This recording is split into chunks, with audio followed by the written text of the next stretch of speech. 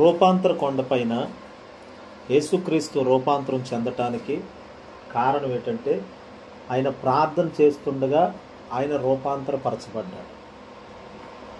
రూపాంతరం అనేది ఒక మార్పు, ఒక మహిమలోకి. సాధారణమైన మనిషి ఈ మట్టి కాస్త ఇలా మహిమగా మార్చబడే ఒక అనుభవం ప్రార్థన ద్వారా కలుగుతుంది. యేసుక్రీస్తు ఒక కొండ పైకెక్కి ఆ కొండపైన ప్రార్థన చేస్తూ ఉండగానే ఆయన ముఖము మారెను అని వాక్యంలో చూస్తాం. 28, 29 కూడా చదవండి. లోకాసు వార్త 9, 28, 29. ఈ మాటలు చెప్పినది మొదలుకొని రమారమి 8 దినములైన తర్వాత యేసుక్రీస్తు పేతురుని యోహాను యాకోబుని వెంట పెట్టుకొని అదిగో ఆయన వస్త్రములు చూడండి. ప్రార్థన కొరకు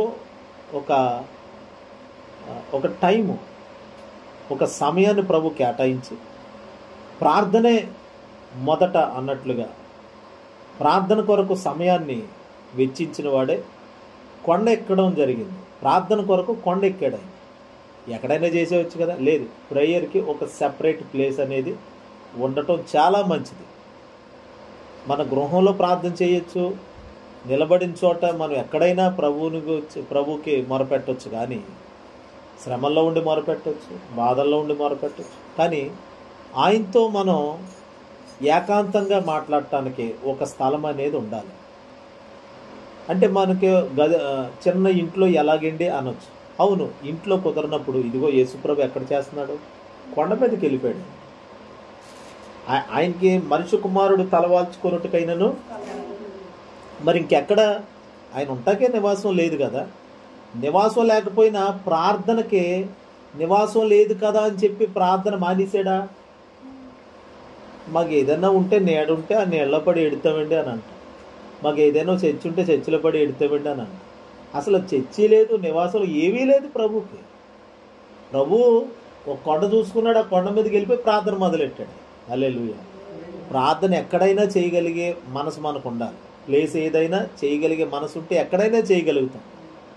అంటే స్థలాన్ని బట్టి ఇంకో దాన్ని బట్టి మహిమ లేదు. కానీ మనం దేవునితో మాట్లాడి చేసే ఆ ప్రార్థన బట్టి మహిమ కలుగుతుంది, మహిమ దిగొస్తుంది. స్థలాలను బట్టి, మందిరాలను బట్టి అక్కడ మహిమ ఉంటుంది అనుకోవడం వట్టిది. మనము దేవునితో ఎంతగా కలిసి నడుస్తూ ఎంతగా ఐక్యత పడి ఉంటామో దేవునితో, అప్పుడే దేవుని మహిమను మనం చూస్తాము, అనుభవిస్తాం, పొందుకుంటాం కూడా. హల్లెలూయా. ఆ ముగ్గురిని వెంట పెట్టుకుని కొండ ఎక్కి ప్రార్థన చేస్తూ ఉండగానే ముఖం మారిందంట. యేసుక్రీస్తు యొక్క ముఖము మార్చబడింది. అంటే ప్రార్థన మన యొక్క ముఖ తేజస్సుని మార్చేస్తుంది. లోకపు తేజస్సుతో మనం ఉంటాం, లోకంలో సంచరిస్తాం, తిరుగుతాము పగలంతా, రాత్రులు, ఇలాగ ఆయా పనుల మీద. కానీ ప్రార్థన అనే సమయానికి వచ్చేసరికి, ప్రార్థన అనే స్థలానికి వచ్చేసరికి దేవునితో మాట్లాడుతూ ఉంటే ఈ లోకపు సౌందర్యము కాదు, దైవ సౌందర్యము, పరలోక సౌందర్యము మనల్ని ఆవరిస్తుంది. కొంతమంది నల్లగా ఉన్నా కానీ వాళ్ళు చాలా ముఖములు తేజస్సు కలిగి ఉంటారు. దేనిని బట్టి? ఆ నలుపుని బట్ట, లేక వారు కలిగిన తెలుపు రంగుని బట్టి అంటే కాదు. వాళ్ళు ఎర్రగా బుర్రగా ఉన్నారని కాదు. దేవునితో వాళ్ళు ఎక్కువగా ఉండటం వలన ఏ బ్యూటీ పార్లరు చేయలేనంతటి సౌందర్యం అదిగో దేవుని సన్నిధిలో పొందుకోగలుగుతాము. దేవుడిచ్చే సౌందర్యం అదే. దేవుడు మన ముఖాలకి ఏ అలంకారము లేకపోయినా చాలా సుందరమైన, దేవునికి అతి విలువైన వారిగా మనం కనబడేటట్లుగా ఆయన తన వారిని తన తేజస్సుతో, తన సౌందర్యముతో అలంకరిస్తాడు దేవుడు. తప్పకుండా దేవుడిచ్చే అలంకారము ముందు ఈ లోకపు అలంకారములన్నీ కూడా దిగదుడిపే యేసునామములో. హల్లెలూయా. దేవుడు అంత గొప్పగా మనల్ని అలంకరిస్తాడు. దేవుడు ఎక్కడ దొరుకుతుంది అలంకారం? ఎక్కడ దొరుకుతుంది సౌందర్యం? ఎక్కడ సుందరమైన వారిగా మార్చబడతాం? అబ్బా, మీరు ఎప్పుడు తాజాగా ఉంటారండి, మీరు ఎంత ఆరోగ్యంగా ఉంటారండి. ఎక్కడి నుండి అంటే ఆరోగ్యం అంతా కూడా అక్కడి నుండే, సన్నిధిలో నుండే పొందుకోగలము. హాస్పిటల్కి వెళ్తే డబ్బులు పారబోతాము, కొంత మట్టుకు ఏదో 100% రోగంతో వెళ్తే తిరిగి మళ్ళీ 99%తో వస్తాం, 1% తగ్గొచ్చు. కానీ పూర్తిగా దేవుని సన్నిధిలో కనుక మనం ఉంటే, దేవునితో నడిస్తే, దేవునితో మాట్లాడేవారుగా అంటే ప్రార్థించేవారుగా ఉంటే మన తేజస్సు మారుతుంది, మన యొక్క అనారోగ్య పరిస్థితులన్నీ చక్కబడతాయి యేసునామం. హల్లెలూయా. మనం అందుకని ప్రార్థనకు విలువనిచ్చేవారుగా ఉండాలి. ప్రార్థన చేయటానికి సమయాన్ని కేటాయించాలి. కనీసం ప్రతి ఇంట్లో క్రైస్తవ కుటుంబాలలో కనీసం ఏమండి వ్యక్తిగత ప్రార్థన ఒక్కొక్కరికి 1 గంట పైన ప్రార్థన ఉండాలి. 1 గంట దేవునితో ప్రార్థనలో కూర్చోవాలి. ఆ తర్వాత కుటుంబ ప్రార్థన వేరే, భోజనం చేసేటప్పుడు చేసే ప్రార్థన వేరే, బయటికి వెళ్ళేటప్పుడు చేసే ప్రార్థన వేరే. హల్లెలూయా చెప్పండి. దేని దానికే కదండి. ఇప్పుడు పండగలు వస్తాయి, ఏ పండగ తగినట్టుగా ఆ పండగకి తగినట్లుగా బట్టలు కొనుక్కుంటారు. క్రిస్మస్ వస్తే క్రిస్మస్కి జత బట్టలు, 31st న్యూ ఇయర్ వస్తే న్యూ ఇయర్కి ఒక జత బట్టలు, మళ్ళీ 31వ తారీఖు ఒక జత బట్టలు. దేని దాందే అంటారు. మళ్ళీ అలాగే అంటున్నాను నేను, దేని దాందే. అలాగని భోజనం చేసేటప్పుడు చేసుకునే ప్రార్థన, ఆ ప్రార్థన మొత్తం రోజంతటికి సరిపోద్ది అంటారా? ఆ ప్రార్థనతోనే ఏమండి బయటికి వెళ్ళి వచ్చేయగలమా? ఆ చిన్న ప్రార్థనతో భోజనం చేసేటప్పుడు, ప్రభా ఇది అన్నం తిన్నా నాకు మంచి ఆరోగ్యం, అంతే అయిపోయింది. టిఫిన్ చేసేటప్పుడు చేసుకున్నాం, ఆ టిఫిన్ చేసేటప్పుడు చేసుకునే ఆ చిన్న ప్రార్థన ఏమండి బయట పనులన్నీ చక్కబెట్టేయగలదా? వ్యక్తిగత ప్రార్థన మన ఆత్మను బలపరుచుకోవాలి. మనం దేవునితో కలిసి నడిచి ఆయనతో పాటు నడుస్తూ ఆయనలో ఉన్న గుణాలను సంపాదించుకోవాలి. ఇదంతా ఎప్పుడు జరుగుతుంది? భోజనం చేసేటప్పుడు, టిఫిన్ చేసేటప్పుడు చేసే ప్రార్థన వలన ఇవేమీ రావు. కానీ ఏదో ఆ చిన్న ప్రార్థన, ఆ టిఫిన్ కోసం చేసుకునే ప్రార్థన, దానికోసమే అది. హల్లెలూయా. తలనొప్పి ట్యాబ్లెట్ తలనొప్పికే వేసుకోవాలి, కాలు నొప్పికి పనిచేయదు అది. అలా దేని ప్రార్థన దానికే. అలా అంటే నేను అనేది ఏంటంటే, ప్రతి విషయంలో ప్రతిసారి దేవుని దగ్గరికి వెళ్ళి మొరపెట్టే ఒక ఆనవాయితీ మనకు ఉన్నదనుకోండి, అన్ని కోణాలలో అన్ని విషయాల్లో ప్రార్థన చేస్తాం మనం. ఇప్పుడు గబగబా బయటికి వెళ్ళిపోతాం, చిన్న ప్రార్థన చేసుకుని వెళ్దాం. బయట నుండి లోపలికి వచ్చాం, ప్రభు క్షేమంగా తోడుకొచ్చాం, నీకు స్తోత్రం ప్రభు. ఆయనకి కృతజ్ఞతలు చెల్లించాలి. ప్రార్థన చేయడం ఎంత ముఖ్యమో కృతజ్ఞతలు చెల్లించడం కూడా అంతే ముఖ్యం. చాలాసార్లు ప్రార్థన చేసుకుని వెళ్తాం, మరి కృతజ్ఞతలు ఏవి మరి? హల్లెలూయా చెప్పండి. ఇప్పుడు తలుపు తీసినోడు తలుపు వేయాలే లేదండి? తలుపు తీసి వదిలిస్తే ఓకే, మళ్ళీ తలుపు వేసుకోవాలి కదా. మనం బయటికి వెళ్తాం, తాళం వేయకుండా వెళ్ళిపోతామండి. నేను అనేది ఏంటంటే, ప్రార్థన చేసిన తర్వాత మళ్ళీ దానికి సంబంధించిన కృతజ్ఞతలు కూడా చెల్లించాలి. అందుకే దేవుని వాక్యంలో 1 దశలోని పత్రిక 5వ అధ్యాయంలో మాట ఉంటుంది చూడండి. 5వ అధ్యాయము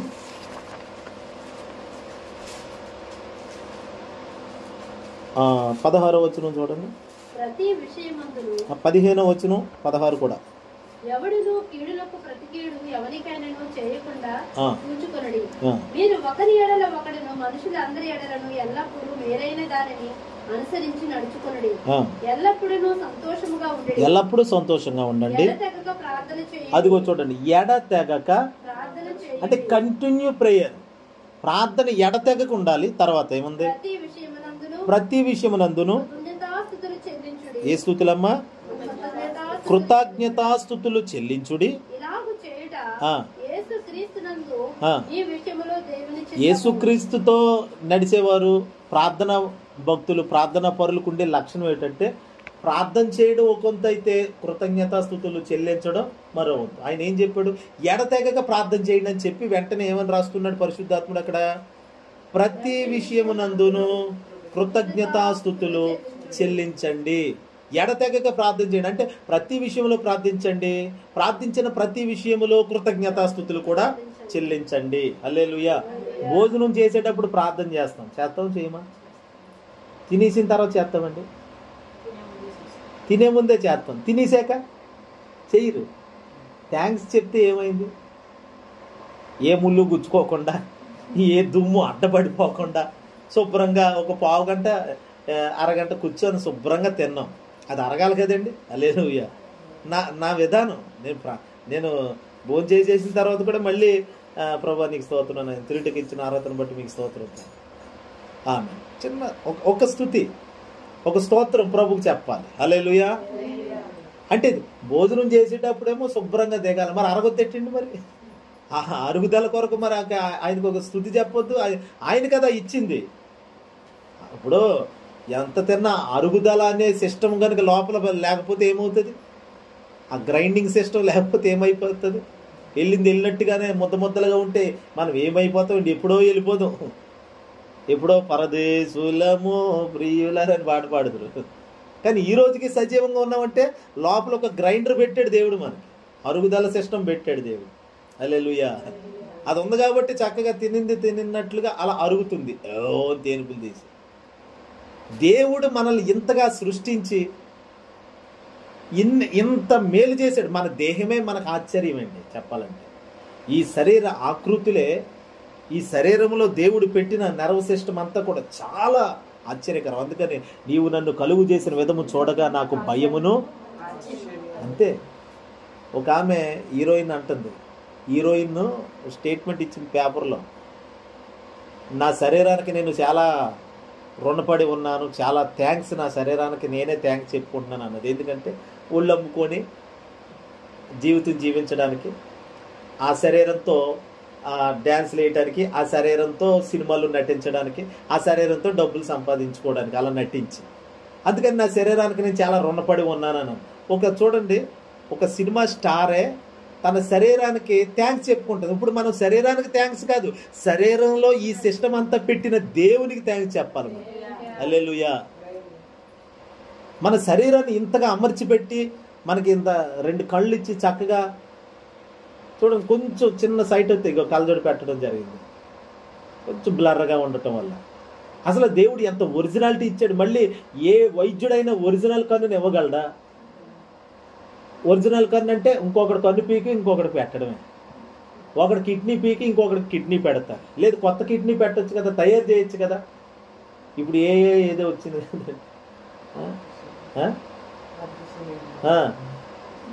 ఆర్టిఫిషియల్గా ఎన్నెన్నో వచ్చేసినాయి, ఏది పని చేయదు. మానవుడు తయారు చేసిందంతా కూడా దేవుని సృష్టి ముందు ఎందుకు బలాదూరంతే. హల్లెలూయా. మనము దేవుని అద్భుతమైన సృష్టిగా ఉన్నాం. మనం ఈ భూమి మీద అద్భుతమైనది ఏదైనా వండర్ ఏదైనా ఉందంటే అది నీవే. దేవుని చేత నీవు అంత అద్భుతమైన రీతిలో సృష్టించబడ్డావు.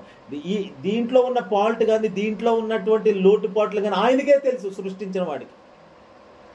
ఏదైనా రిపేర్ వస్తే రిపేర్ చేయగలిగింది ఆయనే. ఈ శరీరానికి రిపేర్ వస్తే రిపేర్ చేయించుకోవడానికి మనం ఏమండి వైద్యుల దగ్గరికి వెళ్తాం, కొంత మట్టుకే ప్రయోజనం, పూర్తిగా వారు చేయలేరు.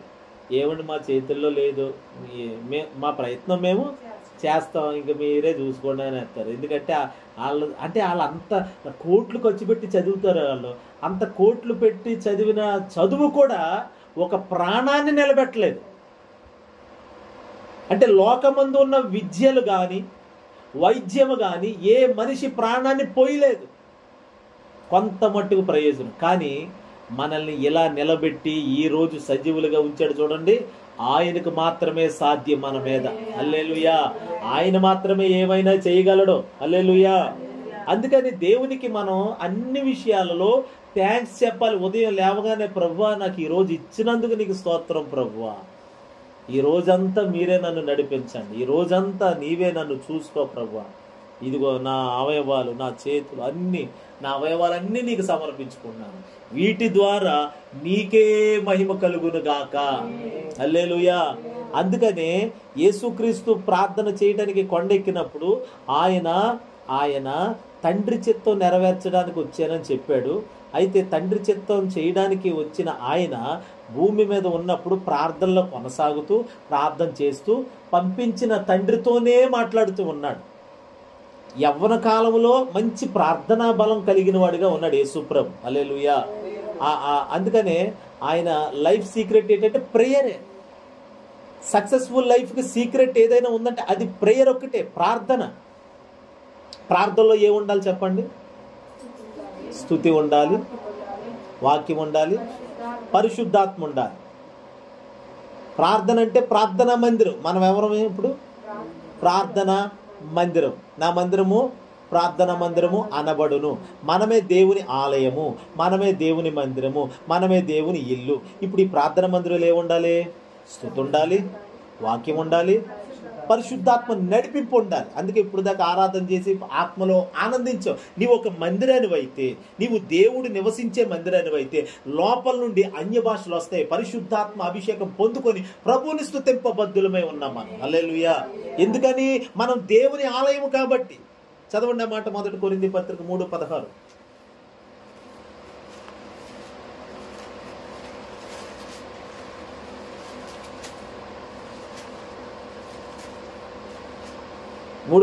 మొదటి కొరింథీ పత్రిక 3:16. మీరు దేవుని ఆలయమై ఉన్నారనియు దేవుని ఆత్మ మీలో నివసించుచున్నాడనియు మీరు ఎరుగరా? మీరు ఎరగరా అంటే ఇంకా గుర్తుపట్టలేదా? పరిశుద్ధాత్ముడు ఎక్కడ ఉన్నాడంట చెప్పండి. ఎక్కడ ఉన్నాడు? అక్కడ ఏముంది? 16వ వచనంలో మీరు దేవుని ఆలయము అంటే దేవుని మందిరం మీరు. రెండోది ఏంటి? దేవుని పరిశుద్ధాత్ముడు ఎక్కడున్నాడు? మీలోనే ఉన్నాడు. ఇప్పుడు మనం ఏంటో పరిశుద్ధాత్ముడా రండి రండి రండి రండి పరిశుద్ధాత్ముడా పాట పాడుకోవాలి, మంచిదే. నేను అంటాను పరిశుద్ధాత్ముడు రండి రండి అని మనం ఇప్పుడు పాడినా దేవుని స్తోత్రం, పాడకపోయినా దేవుని స్తోత్రం. కానీ ఆల్రెడీ ఎప్పుడైతే రక్షణ పొందేమో, ఎప్పుడైతే యేసుక్రీస్తుని మనం అంగీకరించామో ఆ పరిశుద్ధాత్ముడు మనలోకి వచ్చి ఉన్నాడు. నీలో నాలో మనందరిలో ఎవరున్నారు? ఇప్పుడు పరిశుద్ధాత్మ దేవుడు లోపల ఉన్నాడు. లోపల ఉంటే ఉన్నాడన్న గ్రహింపు మనకుంటే, ఆయన ఉన్నాడు, ఆయన ఉన్నాడన్న గ్రహింపు మనకుంటే జీవితం యొక్క విధి విధానాలు మారిపోతాయి. మనకి ఆ గ్రహింపు మర్చిపోయినప్పుడు, ఆయన ఉన్నాడన్న సంగతి మర్చిపోతే జరిగేది ఏంటో తెలుసండి? మన జీవితాన్ని విచ్చలవిడిగా జీవించేస్తాం, వ్యర్థంగా ఖర్చు పెట్టేసుకుంటాం. హల్లెలూయా. ఇప్పుడు మా అబ్బాయికి నేను 100 రూపాయలు ఇచ్చాను. ఇచ్చినప్పుడు వాడి చేతికి అప్పచెప్పి నేను ఎక్కడికో వెళ్ళాను, లేకపోతే వాడు ఎక్కడికో వెళ్ళాడు ఆ 100 పట్టుకొని. ఇప్పుడు వాడు ఒంటరిగా ఉన్నాడు, నేను ఆడి పక్కన లేను. ఆడికి ఇష్టమైన కొనేసుకొని వ్యర్థంగా దోబరాగా ఖర్చు పెట్టేస్తాడు. హల్లెలూయా చెప్పండి. దోబరాగా ఖర్చు పెట్టేస్తాడు. అదే నేను ఆడి పక్కన ఉన్నాను, 100 రూపాయలు ఆడి చేతికి ఇచ్చాను, కానీ పక్కనే ఉన్నాను. ఏది పడితే అది కొంటాడా చెప్పండి? ఎందుకు కొండ? మా నాన్న ఉన్నాడు కాబట్టి, మా డాడీ నా పక్కనే ఉన్నాడు కాబట్టి ఎలా పడితే అలా దీన్ని ఖర్చు చేయకూడదు. ఒకవేళ ఆడికి మనసులో పుట్టిన ఆలోచన ఇది చిల్లరగట్టి కొనుక్కు తినేద్దాం అని ఆడికి ఆలోచన పుట్టినా కొనుక్కోడు. ఎందుకని? నేను ఉన్నానన్న గ్రహింపు ఉంది కాబట్టి. ఇప్పుడు పరిశుద్ధాత్ముడు మనలో ఉన్నాడు, నాలో ఉన్నాడు అన్న గ్రహింపు నాకు మనందరికీ ఉందనుకోండి, ఏం చేస్తాం తెలుసా? మాటలు పొదుపుగా మాట్లాడతాం. హల్లెలూయా చెప్పండి. మాటలు ఎలా మాట్లాడతాం? పొదుపుగా మాట్లాడతాం. ఎలా పడితే అలా నోటిని ఉపయోగించాం. హల్లెలూయా. హల్లెలూయా చెప్పండి. ఎలా పడితే అలా మాటలు మాట్లాడడం, ఎలా పడితే అలా ప్రవర్తించం, ఎలా పడితే అలా ఆలోచించం. ఎందుకంటే ఇది మన చేతుల్లో లేదు, దేవుని చేతుల్లోకి మనం వెళ్ళిపోయాము. దేవుని చేతుల్లోకి వెళ్ళిపోవటమే మనకి క్షేమకరము. ఇప్పుడు దేవుని చేతిలో నేను ఉన్నానంటే పరిశుద్ధాత్మ నాలో ఉన్నాడు అని అంటే దాని అర్థం ఏంటంటే నేను దేవుని చేతిలో ఉన్నాను. ఇప్పుడు దేవుని చేతిలో ఉన్న నేను ఎలా పడితే అలా మాట్లాడను, ఎవరిని బాధ పెట్టను. ఆయన ఏది చెప్తాడు నాలో లోపల ఉంటాడు ఆయన. హల్లెలూయా. ఇది మీలోనే ఉండి మిమ్మల్ని బలపరుస్తుంది అని నేను మొన్న హైదరాబాద్ నుండి వచ్చేటప్పుడు ఒక యాడ్ చూశాను. ఇది మీలోనే ఉండి మిమ్మల్ని బలపరుస్తుంది అని ఒక టీ పొడి యాడ్ చూశాను. ఇక్కడ పాలకొల్లో కూడా పెట్టారు, పోలీస్ స్టేషన్ ఎదుర్కొంటా. ఇప్పుడు తీసినట్టుకున్నారు. మొన్న రీసెంట్గా హైదరాబాద్ వెళ్ళి వచ్చేటప్పుడు ఆ మార్గంలో చూశాను, ఇది మీలోనే ఉంటుంది మిమ్మల్ని బలపరుస్తుంది అని. ఏంటది? టీ పొడి. టీ పొడి అంటే టీ తాగితే ఆ టీ ఎక్కడికి వెళ్తుంది? నరాల్లోకి వెళ్తుంది, వెళ్ళి మనకి శక్తిని ఇచ్చేస్తుంది అంట. దానికే అలాగా వాళ్ళే యాడ్ వేసుకొని చెప్తుంటే మరి పరిశుద్ధాత్ముడు మనలో ఉన్నప్పుడు ఆయన ఇంకెంత శక్తి ఇస్తాడు చెప్పండి. నాలో ఉన్నాడు దేవుడు, నాలో ఉన్నాడు. చెప్పండి, ఎక్కడ ఉన్నాడు దేవుడు? చెప్పండి అందరూ. ఇప్పుడు దేవుడు ఎక్కడ ఉన్నాడు? నాలో ఉన్నాడు, మనలో కాదు, నాలో. ఎవరు మట్టి కాదు, నాలో ఉన్నాడు దేవుడు. నాలో ఉన్నాడు అంటే అసలు దేవుడే మనలో ఉంటే ఎలా ఉంటుంది చెప్పండి? దేవుడు నీలో ఉన్నాడంటే నువ్వు ఒక అద్భుతమైన ప్రపంచాన్ని నువ్వు. అసలు మన పోలిక, మన స్వరూపం అన్నీ కూడా దేవుడి నుండే వచ్చినాయి మనకి. ఈ కళ్ళు ఎలాగొచ్చినాయి, ఈ ఉక్కు ఎలాగొచ్చినాయి, ఈ చేతులు ఇవన్నీ ఎలాగంటే మనకేమి ఎక్స్ట్రా చేతులు ఏమి పెట్టలేదు దేవుడు. ఏమండి? ఈ ఏళ్ళు ఎన్ని ఇచ్చాడు? ఒక 10 ఎట్టాడు, ఒక చేతికి ముక్కు చక్కగా అందంగా పెట్టాడు మనకు తగినట్టుగా. ఈ ముఖానికి ఏది సెట్ అవుతుంది అదే పెట్టాడు దేవుడు. హల్లెలూయా. అంతేగాని ఇలా పెట్టలేదు కదా, వంకరలు తిప్పి మనకి ఎక్స్ట్రా ఏం పెట్టలేదు. అంటే ఆయన తన పోలికలోని తన స్వరూపంలోని మనలను సృష్టించుకొనేను అని ఆది కాండంలో చూస్తాం మనం. దేవుడు ఎలా ఉంటాడంటే నాకు ఇలా ఉంటాడు ఆయన. చెప్పండి ఎలా ఉంటాడు ఆయన? మనలాగా, ఆయనలాగా మనలాగా ఆయన. అయితే ఆ ఆది మానవుడైన ఆదాము మహిమను పోగొట్టుకున్నాడు. అంతే. ఏం పోగొట్టుకున్నాడు? ఎందుకు పోగొట్టుకున్నాడు?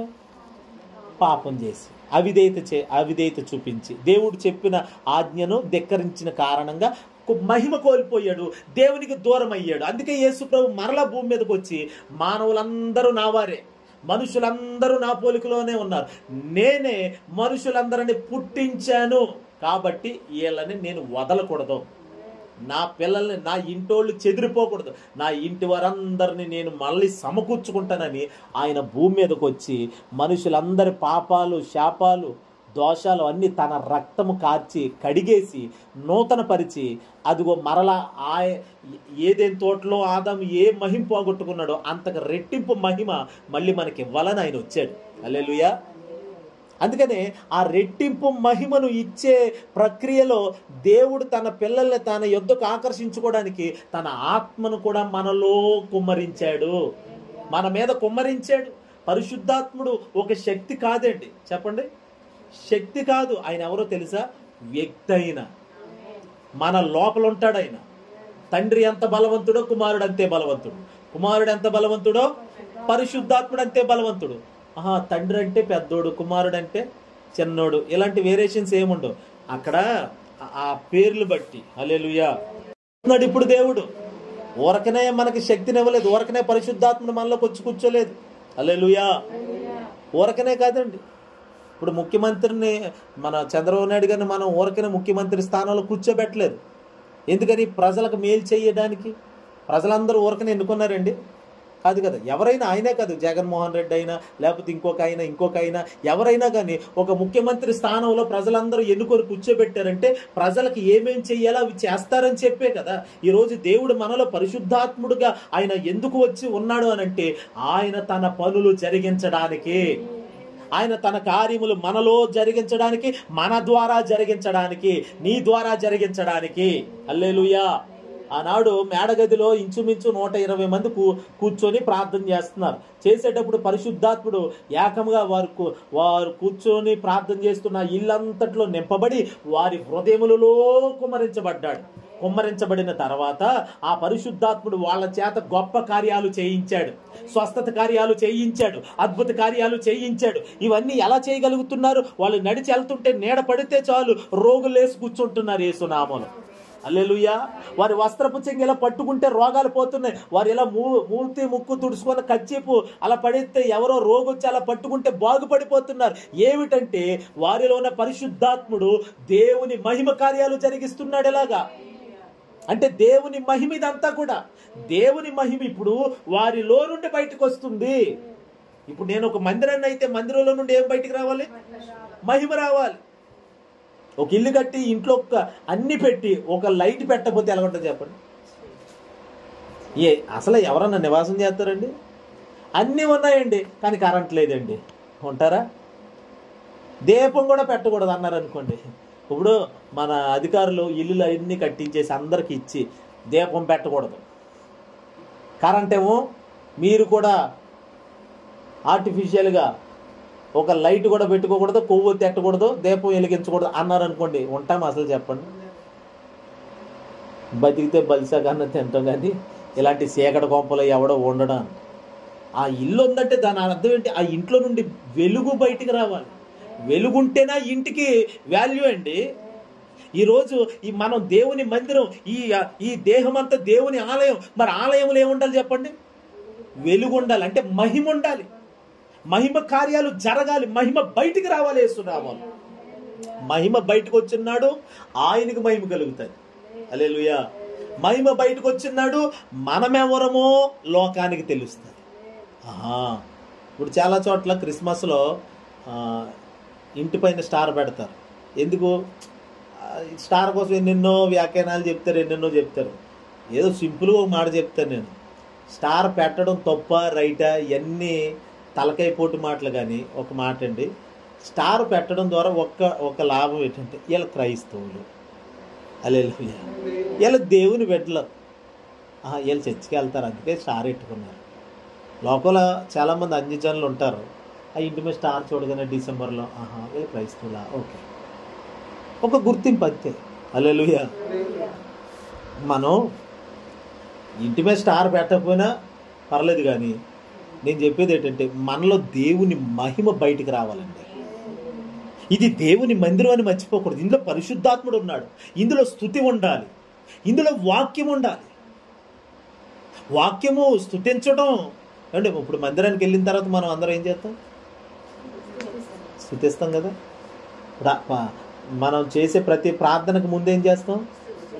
స్తుతి చెల్లించుకున్న డైరెక్ట్గానే చెప్పేస్తామండి. డైరెక్ట్గానే ప్రభా ఇదిగో మరి ఊరు వెళ్తున్నాను ఇప్పుడే కాపాడు. మరి బాబు అది కాదు ప్రార్థన. ఊరు వెళ్ళేటప్పుడు ఎలా ప్రార్థన చేయాలి?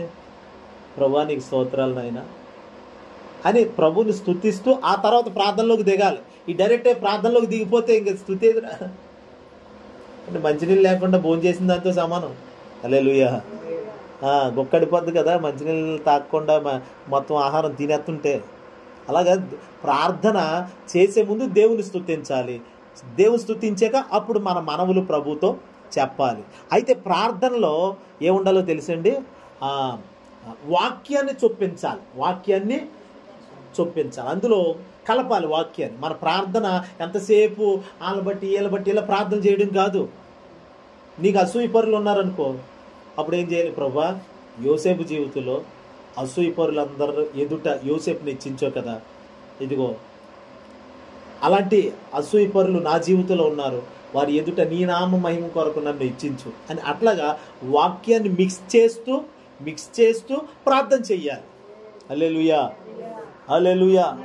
దావీదుకి ఎంతోమంది శత్రువులు ఉన్నారు. వాక్యంలో ఉన్న విషయాలను ఎత్తిపట్టి మనకి అనుగుణంగా వాటిని ప్రార్థనలో మలుచుకుంటూ ప్రార్థన చెయ్యాలి. కరువు వచ్చినప్పుడు ఏం చేయాలి? ప్రభువా అదిగో ఆనాడు యోసేపు కాలంలో ఒక కరువు వచ్చింది, అబ్రాహాము కాలంలో కరువు వచ్చింది, ఇస్సాకు కాలంలో కరువు వచ్చింది, ఆ కరువులో యాకోబు కాలంలో కూడా కరువు వచ్చింది. ఇలా వాళ్ళకి వచ్చిన కరువు కాలంలో నీ హస్తాన్ని చాపి నీవు వారి కరువును తీర్చావు కదా. ఇదిగో మా కుటుంబంలో కరువు ఉంది తీసేనైనా, మా దేశంలో కరువు ఉంది తీసేనైనా.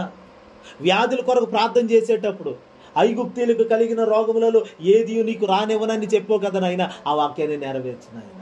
నిన్ను స్వస్థపరిచే యెహోవా నేనని చెప్పావు కదా, ఆ వాగ్దానాన్ని నెరవేర్చు నాయన అని ప్రార్థనలో వాగ్దానములను ఎత్తిపట్టాలి. ప్రార్థనలో మన పూర్వీకులు మన పితరులు దేవుని నుండి ఏం పొందుకున్నారో వాటిని గుర్తు చేస్తూ ఓ పక్కన స్తుతిస్తూ ప్రార్థిస్తూ వాక్యాన్ని గుర్తు చేస్తూ వాక్యాన్ని చెప్పుతూ ప్రార్థన చెయ్యాలి. హల్లెలూయా. అయితే ఇదంతా పరిశుద్ధాత్ముని కనుసన్నల్లో పరిశుద్ధాత్ముని నడిపింపులో ప్రార్థన చెయ్యాలి. అందుకనే మనం ఎంత చదివాం చూడండి ఆ మాట, 1 కొరింథీ పత్రిక 3:16 చదవండి ఒకసారి. మీరు దేవుని ఆలయమై ఉన్నారనియు దేవుని ఆత్మ మీలో నివసించుచున్నాడనియు మీరు ఎరుగరా? ఎక్కడ నివసిస్తున్నాడండి? దేవుని ఆత్మ ఎక్కడ ఉన్నాడంట? నాలో, మనలో ఉన్నాడు. ఆయన నివసిస్తున్నాడన్న సంగతి మీలో నివసిస్తున్నాడని మీరు ఇంకా ఎరగలేదా? ఆయన మీలో ఉన్నాడు. ఆయన ఒకసారి చూడండి, పరిశుద్ధాత్మను చూడండి. పరిశుద్ధాత్మని నడిపింపుని చాలామంది తోసివేస్తున్నారు. పరిశుద్ధాత్మ నడిపింపుని ప్రక్కన పెట్టేసి నాకు వాక్యం ఉంటే సరిపోద్దండి. అరే మరి పరిశుద్ధాత్ముడు కూడా ఉన్నాడు కదా. పరిశుద్ధాత్మ నిన్ను నడిపించడానికి, నీకు గైడెన్స్ ఇవ్వడానికి, నీతో మాట్లాడటానికి ఆయన కంటికి కనబడకపోవచ్చు. నీ ప్రతి చర్య పరిశుద్ధాత్మునిలో నుండి రావాలని ప్రభు చూస్తున్నాడు. పరిశుద్ధాత్ముడే నిన్ను నడిపించాలని, పరిశుద్ధాత్ముడే నీ జీవితానికి రథసారథిగా ఉండాలని చూస్తున్నాడు ఆయన. హల్లెలూయా. ఇప్పుడు బస్సులో డ్రైవర్ ఉంటాడు, అంటే స్టీరింగ్ ఉంది, అన్నీ ఉన్నాయి, మరి డ్రైవర్ లేకపోతే ఎందుకుంది? డ్రైవింగ్ ఆయనే చెయ్యాలి. ఇప్పుడు ఇది మన దేహం లేక మన జీవితం, మన కుటుంబం ఒక బండి లాంటిది. ఈ బండిలో డ్రైవర్ ఎవరో? పరిశుద్ధాత్ముడు. యేసుప్రభు తండ్రి కుడిపార్శ్వమున విజ్ఞాపన చేస్తున్నాడు మనందరి కోసం. ఇప్పుడు భూమి మీద ఎవరి పరిచర్య జరుగుతుంది? పరిశుద్ధాత్ముని పరిచర్య జరుగుతుంది. ఇప్పుడు ఈ పరిశుద్ధాత్ముడు మనల్ని నడిపించేవాడై ఉన్నాడు. ఈయన ఫిలిప్పుని పరిశుద్ధాత్ముడు బలపరిచి, ఫిలిప్పు ఒక రథం మీద మంత్రి వెళ్ళిపోతున్నాడు. చర్చికి వెళ్ళి వాక్యం విన్నాడండి. వాక్యం విన్నాడు కానీ విని అర్థం చేసుకోలేదు. అలా చదువుతూ ఉన్నాడు. యెషయా గ్రంథం అవన్నీ అలా చదువుతున్నాడు. ఈ లోపల ఒక ఇంట్లో ప్రార్థన చేసుకున్నాడు. ఎవరో ఫిలిప్ అనే సేవకుడు. ఫిలిప్పు, అదిగో పలానా మార్గంలో ఒక మంత్రి రథం మీద వెళ్తున్నాడు, నీవు అతన్ని కలుసుకో. ఎందుకు ప్రభువా? అతడు చదువుతున్నాడు కానీ అతనికి గ్రహింపు లేకుండా ఉన్నాడు. నువ్వు వెళ్ళి వివరంగా చెప్పు. ఇతడెవరో మంత్రి కంటే ఎక్కువగా చదువుకున్నవాడు ఏం కాదు. ఓ మంత్రి పదవి పొందాలంటే ఎక్కువ చదివే ఉండాలి, డిగ్రీ అంతా ఉండాలి. హల్లెలూయా చెప్పండి. మరి ఇప్పుడు ఈయన పామరుడు ఫిలిప్పు. ఈ ఫిలిప్ ఏదో తక్కువ చదువుకున్నాడు అనుకో, ఆ తక్కువ చదువుకున్న వ్యక్తికి ఆ మంత్రికి చెప్పగలిగే జ్ఞానం ఉంటుందంటారా? మామూలుగా అయితే ఉండదు. కానీ పరిశుద్ధాత్ముడు అతన్ని బలపరిచిన కారణంగా పరిగెత్తుకొని రథముతో పాటు కలిసి పరిగెత్తగలిగే శక్తినిచ్చాడు లోపలికి వచ్చి.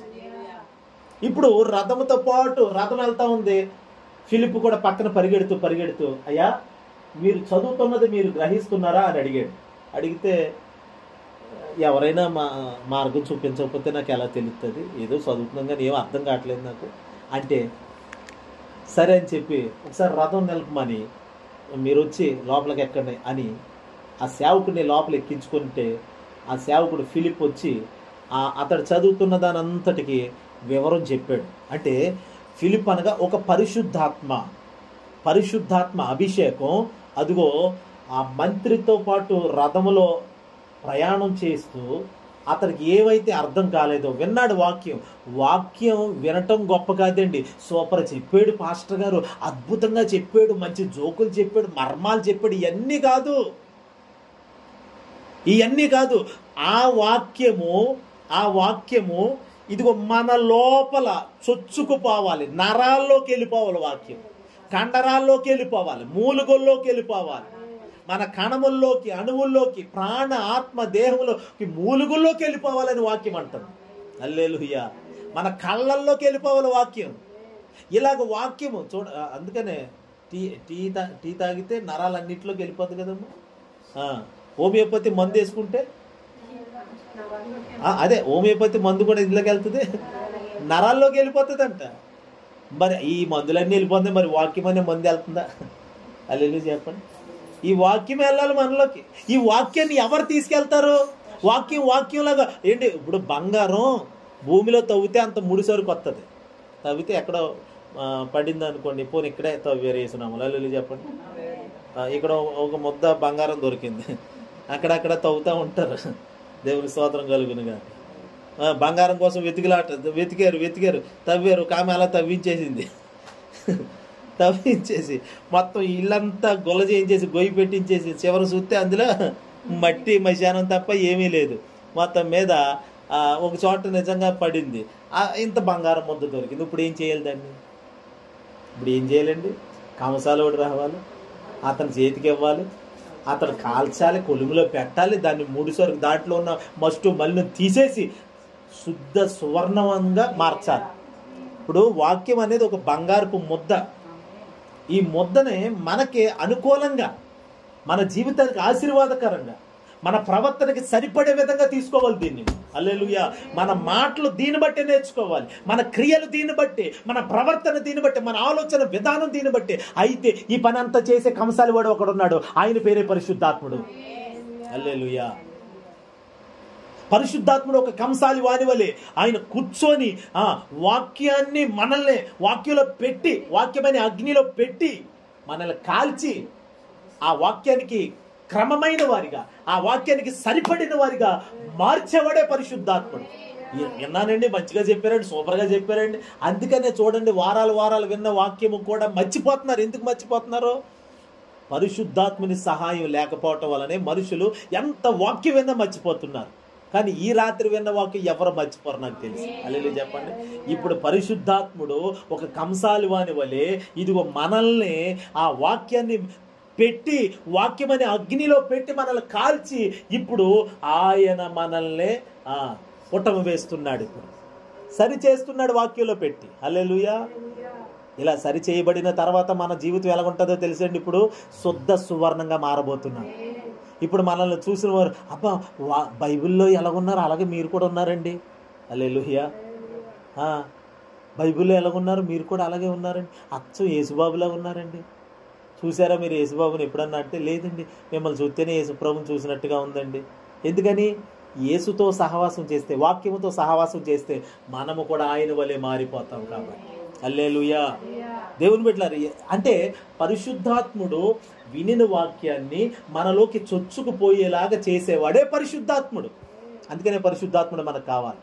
కొన్ని చోట్ల అంటారు అక్కర్లేదు, నువ్వు బాప్తిసం పొందావు కదా, పరిశుద్ధాత్ముడు నీలో ఉన్నాడు, ఇంకంతే, ఇంకేం మళ్ళీ పొందుకోడు, మళ్ళీ అడగటం, ఆయన కోసం వెంపర్లాటం ఏం అక్కర్లే, నువ్వు వాక్యం విని చాలు అంటారు. తప్పుడు బోధ అది.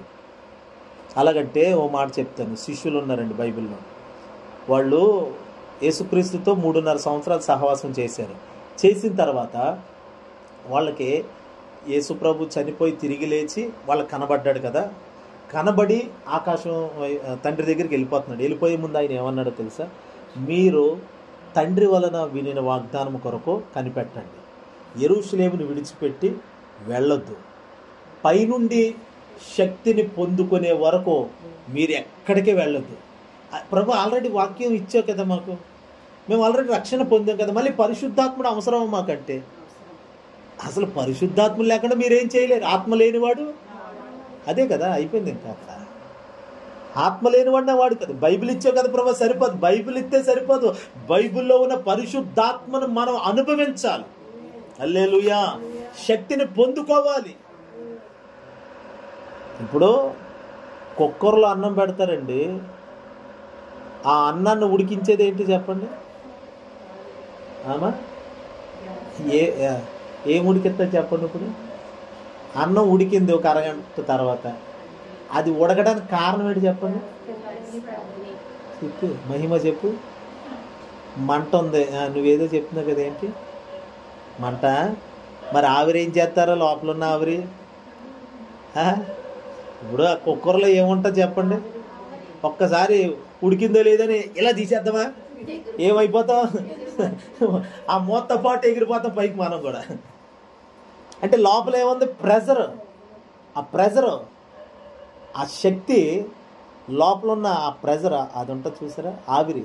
ఆ ఆవిరి ఒక పరిశుద్ధాత్మ వల్లే ఆ అన్నాన్ని ఆ ఆవిరి ఎలా ఉడికేలాగా చేసేస్తుందో ఆవిరి వల్ల ఉడుకుతుంది. ఎందుకని?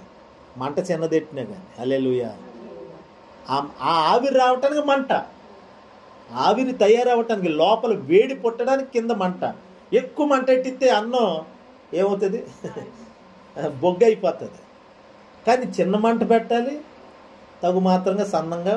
ఆ లోపల వచ్చే ఆవిరి, ఆ ఆవిరి వలన అన్నం ఉడుకుతుంది. హల్లెలూయా. ఆవిరి వలన ట్రైన్స్ నడిపించబడ్డాయి ఒకప్పుడు.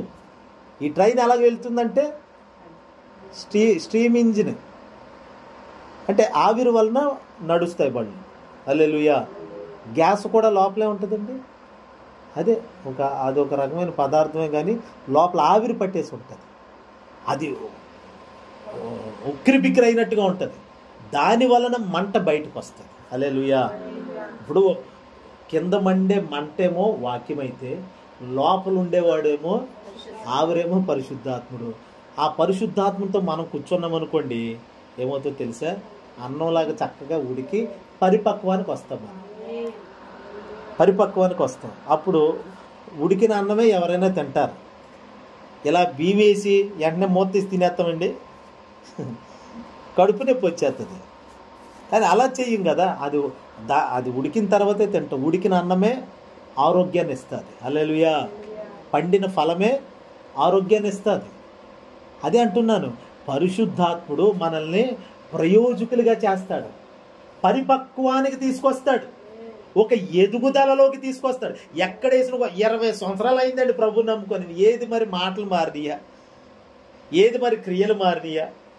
రక్షణ ఎప్పుడో పొందేని పాస్టర్ గారు నేను అల్లి చెప్పండి సరే. మరి పొందిన రక్షణ మరి ఏది ఉందా? ఎందుకు వర్ధిల్లలేకపోతున్నావు దేవుళ్ళో, ఎందుకు ఆశీర్వదించబడలేకపోతున్నావు, ఎందుకు దేవుళ్ళ లాంటి మాటలు దేవుళ్ళలాగా ఎందుకు నువ్వు భూమి మీద ఉండలేకపోతున్నావు, దేవునికి ప్రతినిధిగా ఎందుకు ఉండలేకపోతున్నావు అంటే లోపల పరిశుద్ధాత్మతో నీకు సహవాసం లేదు కాబట్టి. కానీ ప్రభు చెప్తున్నాడు ఈ రాత్రి మనతో, నీవు పరిశుద్ధాత్మతో సహవాసం చేయాలి. హల్లెలూయా. నీవు పరిశుద్ధాత్మతో సహవాసం చేస్తే ఆయన అన్ని విధాలుగా నిన్ను ముందుకు నడిపిస్తాడు. పరిశుద్ధాత్మ అంటే అన్య భాషలు మాట్లాడతాం చూడండి, అలా అన్య భాషలు మాట్లాడటమే కాదు, అలాగని భాషలు మాట్లాడకూడదని కాదు, భాషలు మాట్లాడుచున్నవాడు దేవునితో మాట్లాడుచున్నాడు అని ఉంది బైబిల్లో. ఎవరితో మాట్లాడుతున్నాడు అంటే ఇప్పుడు పరిశుద్ధాత్మ భాషలు మాట్లాడుతుంటే వాళ్ళు భాషలు మాట్లాడే చదవండి అన్నమాట. మొదటి కొరింథీ పత్రికలో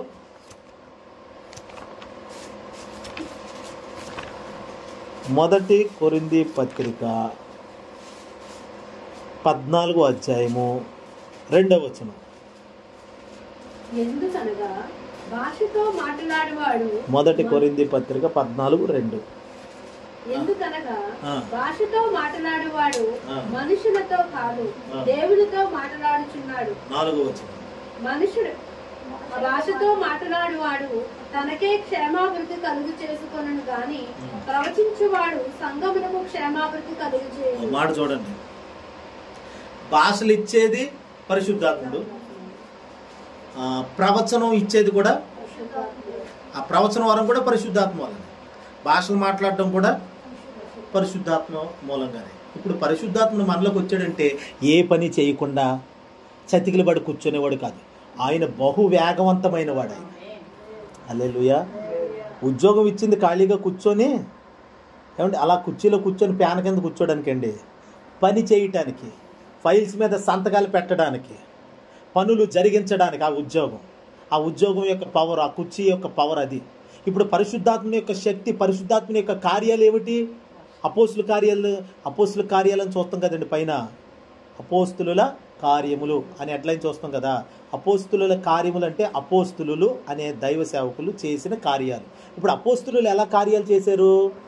మొట్టమొదటి అధ్యాయంలో 2వ అధ్యాయంలో వారు పరిశుద్ధాత్మను పొందుకొని కార్యాలు చేశారు. ఇప్పుడు పరిశుద్ధాత్ముడు వారిలోకి వచ్చి ఏం చేశాడు? కార్యాలు చేయించాడు. అందుకని అపోస్తుల కార్యాలకి మరొక పేరేంటో తెలుసండి ఆ గ్రంథానికి? పరిశుద్ధాత్మ కార్యాలు. హల్లెలూయా. ఇప్పుడు పరిశుద్ధాత్ముడు మనలో వచ్చి ఊరకనే నేను నీలో ఒక శక్తిగా ఉంటాను, భాషలు మాట్లాడుకో రిబాల శబరబల కరదరల అలా భాషలు మాట్లాడుకొని ఉండటమే కాదు, పరిశుద్ధాత్ముడు భాషలు మాట్లాడిస్తూనే ఉంటాడు. అలాగే దాంతోపాటు ప్రవచనాలు కూడా చెప్పిస్తాడు. అబద్ధ ప్రవచనాలు కాదండి, ఉన్నది ఉన్నట్లుగా మాట్లాడిస్తాడు. హల్లెలూయా. ఎదుటి వ్యక్తిలో ఏమున్నదో తెలుసుకునే విధంగా ఒక వివేచన వరముగా కూడా ఇస్తాడు ఆయన. హల్లెలూయా. అందుకని వరములు అయిపోయినాయి, ఫలాలు అయిపోయినాయి, ఫలాలే ఉన్నాయి, వరాలు లేవు అంటే మరి అవన్నీ పరిశుద్ధాత్ముడు పోగొట్టుకున్నాడండి. ఇప్పుడు పరిశుద్ధాత్మ అంటే ఆత్మఫలం ఏమనగా చెప్పండి? సంతోషం, సమాధానం, 9 ఉన్నాయి కదా. ఇప్పుడు ఆత్మఫలం అయితే ఉందని నమ్ముతారు. మరి ఆత్మ వరాలు ఉన్నాయంటే ఎందుకు నమ్మరు? అంటే పరిశుద్ధాత్ముడు ఎక్కడన్నా పడేసుకున్నాడా? అవి ఉన్నాయంటే ఇవి ఉన్నట్టే కదండి. పరిశుద్ధాత్ముడు పడేసుకునేవాడండి ఆయన. పరిశుద్ధాత్ముడు పోగొట్టుకుంటాడు? అసలు ఆయన పోగొట్టుకోవడమే. హల్లెలూయా చెప్పండి. అంటే పరిశుద్ధాత్ముడు వరాలు ఉన్నాయి, ఫలాలు ఉన్నాయి, 2 ఇచ్చేవాడు ఆయన. మాకు అది వద్దండి, ఇదే కావాలండి అంటే ఇప్పుడు హల్లెలూయా చెప్పండి. ఒకసారి బట్టల షాప్కి వెళ్తాం, ఒకటి కొంటే ఒకటి ఫ్రీ అంటాడు. మాకు ఫ్రీగా ఉన్నదే ఉండి అది వద్దంటే, ఓరే అది కొంటేనే ఫ్రీ ఇది ఇస్తాంరా, అది కొంటేనే ఫ్రీ అనేది ఎప్పుడు? ఓ సెల్ కొంటే ఇంకో సెల్ ఫోన్ ఫ్రీగా వచ్చేదే. అది ఇది ఫ్రీ అన్నారు కదండి, ఇది ఇచ్చాను వెళ్ళవరా. ముందు దానికి సంబంధించింది ఒకటి కొనాలి, దానికి పెట్టుబడి పెట్టాలి. నువ్వు అది పెట్టుకోకుండా ఫ్రీగా ఇచ్చేది అంటే ఫ్రీగా వస్తే పెనాలు తాగేస్తామనా? అది కాదు. అంటే ఇప్పుడు ఫలాలు ఇస్తాడు, వరాలు ఇస్తాడు ఆయన, కొరత లేకుండా ఇస్తాడు. మీరు కృపావరములలో ఏ లోపము లేని వారుగా ఉండాలి అని సంఘముతో ఇదే అపోస్తుడైన పౌలు మాట్లాడతాడండి. కృపావరాలలో మీరు ఏ లోపము లేని వారుగా మార్చబడాలని సంఘానికి ఆ మాట చెప్తాడు. హల్లెలూయా. ఆ మాట ఎక్కడుంది ఒకసారి చూడండి. అదే కొరింథీ పత్రికలోన. హల్లెలూయా.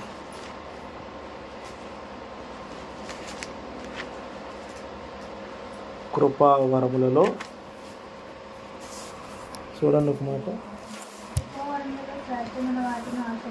అది కాదు, మీరు కృపావరములలో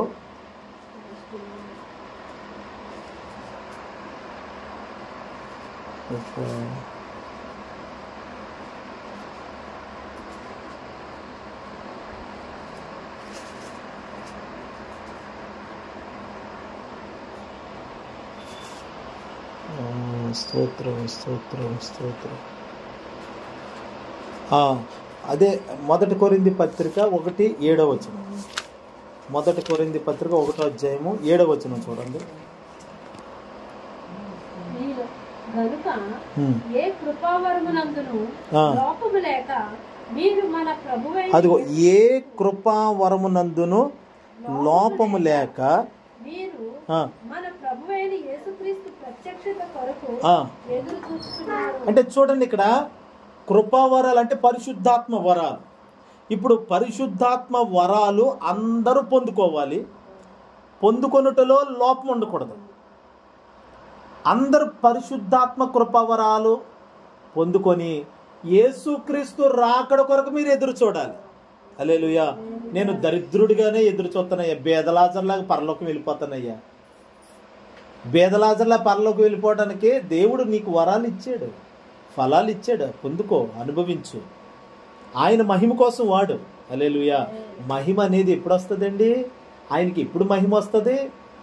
ఏదైనా పనిముట్టు లోపల ఉండాలి కదా, ఏదైనా పవర్ ఉండాలి కదా. దేవుడిచ్చిన కృపావరాల చేత మనం ఆయనకి మహిమ తేవాలి. మన కోసం కాదు, ఆయన మహిమ కోసమే. అది ప్రవచించు వారమైతే ప్రవచించుట నిర్లక్ష్యం పెట్టకూడదు. ఆత్మను ఆర్పకుడి, ఆత్మను నిర్లక్ష్య పెట్టకుడి, ఆత్మను దుఃఖపరచకుడి. 3 మాటలు ఉన్నాయి బైబిల్లో. అంటే పరిశుద్ధాత్మను అమ్మ వద్దండి మనం ప్రవచించకూడదు, భాష మాట్లాడదు, అమ్మ మౌనంగా ఉండాలి, దేవునికి స్తుతి మాత్రం చెప్పాలి, దేవుని ప్రార్థన మాత్రమే చేయాలి. అసలు పరిశుద్ధాత్ముడు వచ్చి మనలో పని చేస్తాడు ఆయన. హల్లెలూయా. పని చేసి ఆయన్ని మనం ఎవరు ఆపేయడానికి? ఆర్పేస్తారు చాలామంది, ఆర్పేస్తారు పరిశుద్ధాత్మని. సేవకులు కూడా ఆర్పేస్తారు. సంఘంలో నేను ఒకప్పుడు సంఘంలో ప్రార్థనకి వెళ్ళేవాడు. ఒక అబ్బాయి, నాకు పరిశుద్ధాత్మ అంటే తెలియదు, కానీ ఒక అబ్బాయి పరిశుద్ధాత్మ పొందుకునేవాడు. భాషలు మాట్లాడుతూ ప్రవచించేవాడు.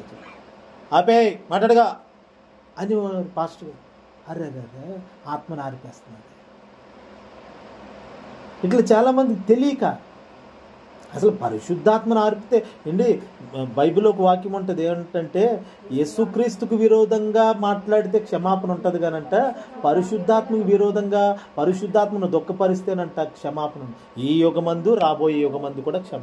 అందుకని తెలియకపోతే మౌనంగానే ఉండాలి. కానీ ఒకప్పుడు నాకు తెలియక దూషించాను పరిశుద్ధాత్మ. అబ్బాయి ఎలా డ్యాన్స్ చేస్తున్నారు చూడు, అది కాదు చూడు, ఎలాగ ఏం మాట్లాడుతున్నారు, పిచ్చి మాటలు, ఏదో భాషలు మాట్లాడుతున్నారు అని ఎటకారం చేశాను నేను ఒక చోట రాజమండ్రిలో. దేవుని మహాకృప ఏంటంటే నాకు తెలియక ఆ పని ఎప్పుడు చూడలేదు. అలాగా సడన్గా చూసేసరికి ఎగతాళి చేశాను. ప్రభు కృప వలన క్షమించబడ్డాను. అందుకనే నువ్వు ఎగతాళి చేసావు కదా, అదే నీకు ఇస్తాను చూడని దేవుడు సవాలుగా తీసుకుని ఆ అభిషేకం, ఆ వరాలు నాకు అనుగ్రహించి ఇదిగో నన్ను ఇలా నడిపిస్తున్నాడు. ఒకప్పుడు నేను అసలు స్తోత్రం హల్లెలూయా అంటే ఒప్పుకొని సంఘములో నుండి ఎదిగొచ్చినండి నేను. హల్లెలూయా. దేవుని స్తోత్రం కలుగును గాక.